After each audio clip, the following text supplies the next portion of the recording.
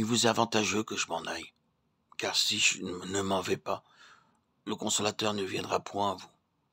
Et si je m'en vais, je vous l'enverrai. C'est lui qui me glorifiera, parce qu'il prendra de ce qui est à moi et qu'il vous l'annoncera. Jean 16, 7, 14. L'Écriture nous dit que le Fils de l'homme est glorifié de deux manières. Par le Père dans le ciel, par l'Esprit sur la terre. En Dieu lui-même, là-haut, et nous ici-bas. Quand Jésus nous parle de sa glorification dans le ciel, il nous dit, si Dieu a été glorifié en lui, Dieu aussi le glorifiera en lui-même. Et il le glorifiera bientôt. Jean 13, 32. Et dans la prière sacerdotale, Père, l'heure est venue. Glorifie ton Fils. Et maintenant, toi, Père, glorifie-moi auprès de toi-même. Jean 17, 2, 5. Quand il nous parle de sa glorification sur la terre, il nous dit, l'Esprit me glorifiera. Je suis glorifié en eux. Jean 17, 10. Glorifier un objet, c'est en révéler la valeur, l'excellence cachée. Jésus, le Fils de l'homme, fut glorifié lorsque sa nature humaine fut admise à participer de la puissance et de la gloire où Dieu habite. Il entra ainsi dans toute la vie spirituelle du monde céleste et de l'être divin. Et alors, tous les anges l'adorèrent, lui, l'agneau sur le trône.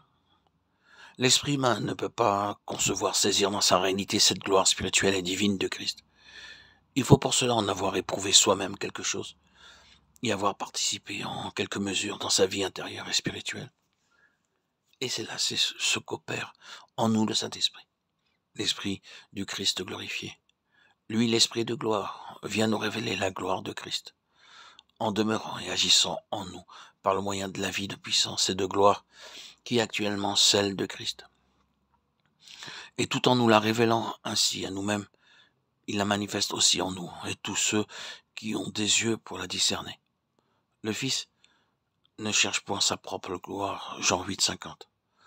Dans les cieux, c'est le Père qui le glorifie, et sur la terre, c'est l'Esprit qui le glorifie dans notre cœur. Pour que l'Esprit pût ainsi glorifier Christ, il fallait d'abord que Christ quittât ses disciples. Ceux-ci ne pouvaient pas le posséder à la fois en chair et en esprit. Sa présence corporelle faisait obstacle à sa présence spirituelle.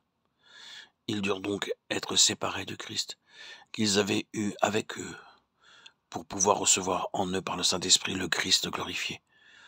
Christ lui-même a dû abandonner la vie qu'il avait ici-bas pour pouvoir être glorifié, soit dans les cieux, soit en nous.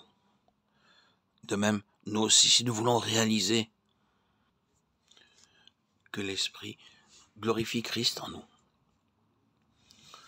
nous devons renoncer au Christ que nous avions connu jusque-là, à la mesure de vie spirituelle que nous avions premièrement reçue.